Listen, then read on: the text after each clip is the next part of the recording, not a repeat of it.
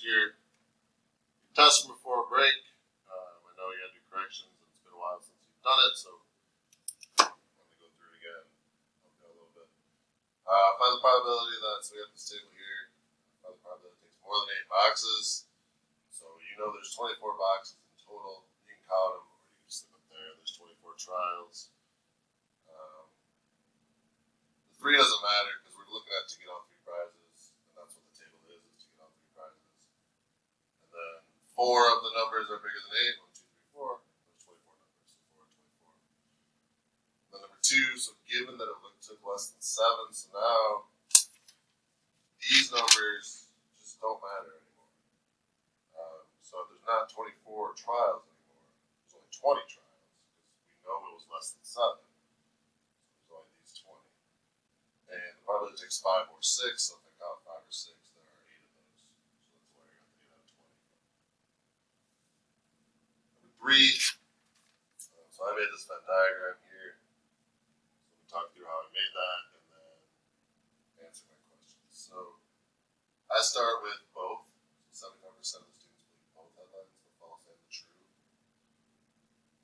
85% or 82% believe the false. So the false circle has to be 82. Well, I've already put 75 in there, so I can only put 7 more to make it so the false circle totals 82. And then for true, it was 90% believe the true, so the true circle has to be 90. Again, I've already put 75 in there, so there's only 15 more that will fit.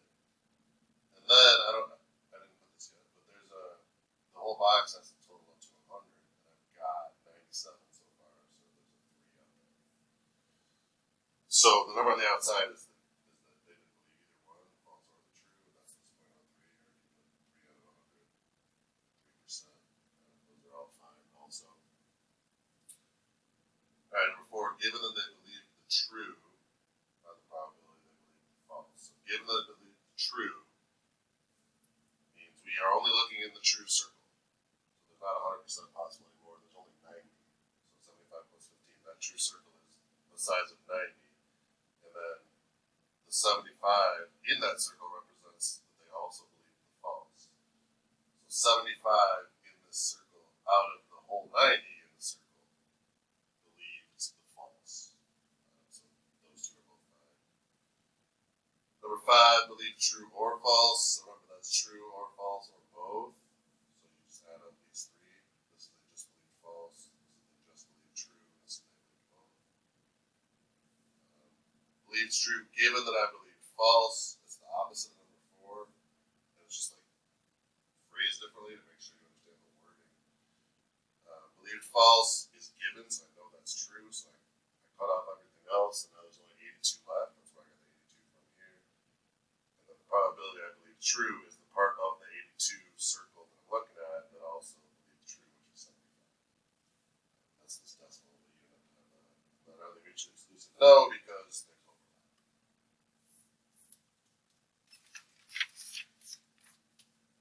Number 8, we have this table here. Chocolate given male. So I know it's male, so I only look at the male column. So I'm cutting off all these. And then 18 prefer chocolate, and there are 28. Vanilla or female. This is a trickier, so, okay, vanilla or female. So there are 11 that prefer vanilla. There are 22 females. So if I add those up, I get 33, but I got 28 here, you notice. Well, the problem is that 5 has been included in both. So this 5 counted in the vanilla, and this 5 also counted in the female, so it's been counted twice. So you've got to get rid of it. So you got to get rid of one of them, so that you're only counting it once. The other way you could do that is with a Venn diagram. So we got vanilla and female. There's 5 that are both, 6 vanilla that are not both, 17 female that are not both.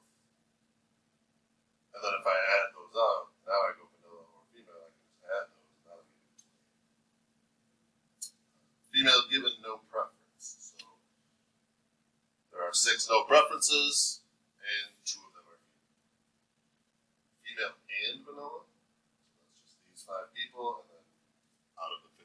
R. And the probability of no preference is just this row, so this 6 out of that 50. This one, Mira, I don't know. I'm making a Venn diagram here. I've got men, botanic, the probability of both is 0.05. Men's circle has to be 0.55, so I can only put 0.5 there to make that add up correctly. Botanic has to be 0.18, so I can only put 0.13 here to make that add up correctly. And then this adds up to 0.68, so there's 0.32 that's out there. Men but not botanic. So men but not botanic is this part of the men's circle that doesn't overlap with the botanic. So it's just men. So 0.5. Men given botanic. So how big is the botanic circle? It's 0.18. And the men portion of that is 0.05.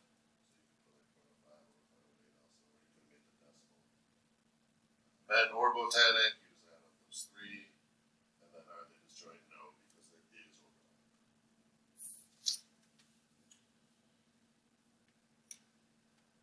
Rolls of 6, and then an even number. So these are those slots. So what's the probability of roll of 6? This is 1 6. What's the probability of roll of even numbers? 1 1/2. And then multiply those together. You get 120. 3 rolls in a row that are all 4 or lower. So 4 or lower. There is a 4 out of 6 chance of that. There's 3 times that's going to happen, and you just multiply those all together. Now each of this is the reduced version. That's the decimal. They're all fine. Roll a 6 and then a 2, so you got those slots again. So 1 6 chance to roll a 6, 1 6 chance to roll a 2, multiply them together. There's your 1 over 36. Same thing with the slots here. The probability of making 3 in a row. Probability of making each one is 0.4, so you go 0.4 times 0.4 times 0.4. Get you done with that number.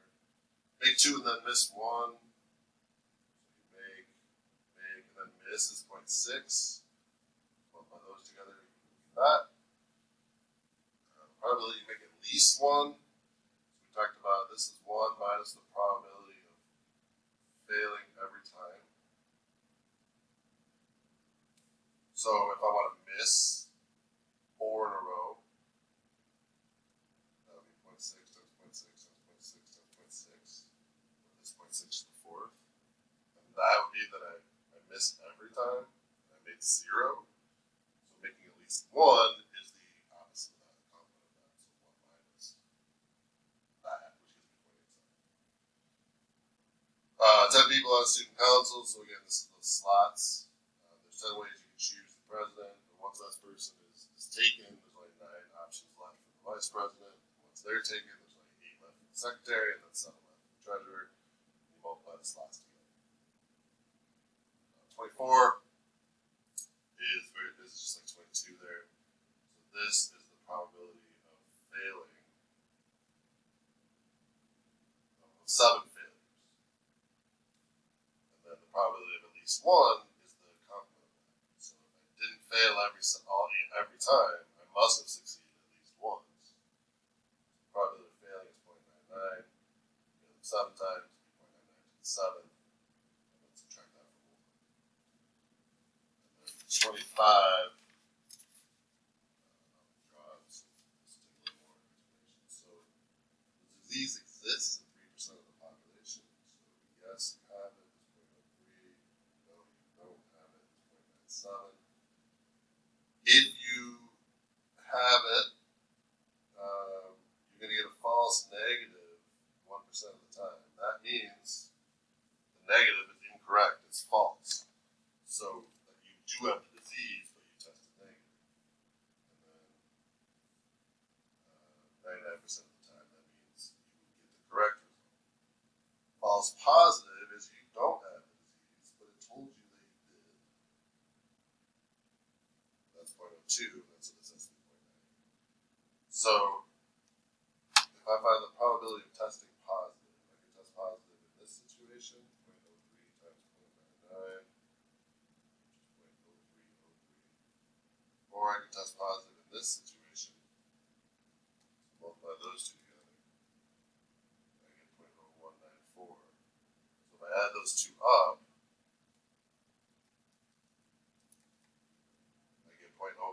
at 7, which is part A. And then part B, what's the probability of having disease given that you have a positive test? Disease given positive, and that formula is the probability of both divided by the probability of the thing that you know. So the probability of disease and positive is this up here, this 0.0303. The probability of positive is what we just found in part A.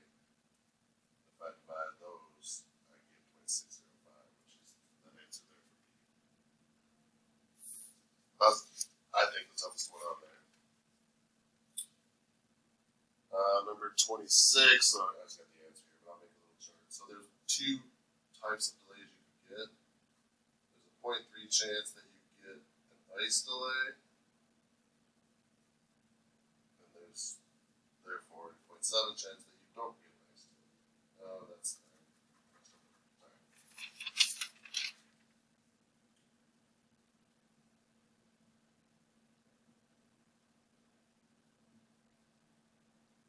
Actually, that was fine. So let me just write that again. So ice delay is 0.3. No ice is 0.7. If you have an ice delay, there's a 10% chance you get a mechanical delay also. So the chance that you won't get a mechanical is 90. If you don't have an ice delay, there's a 5% chance you get a mechanical, which means 95% chance the other. What's the probability we'll have at least one delay? So here you have 2 delays, here you have 1 delay, here you have 1 delay, here you have none. So you can either find the probability of no delays and subtract it from 1, or you can find, it's probably easier for most people to think through like adding up those 3. So there's a 0.03 chance you get both delays. There's a 0.27 chance you get ice but not mechanical. And then there's a 0.035 chance that you get mechanical but no ice. And if you add up these 3 numbers, you get 0.335. 27 was pretty tough too. That was for the AP packet. So was 26. So was 25. What's the probability they will not be from high school B, given that they responded with a choice other than college? So the college people are no longer in the mix. So how many people responded with a choice other than college? I have to add up those 3 numbers. And if I add up those 3 numbers, I get this 538. And then what's the probability they will not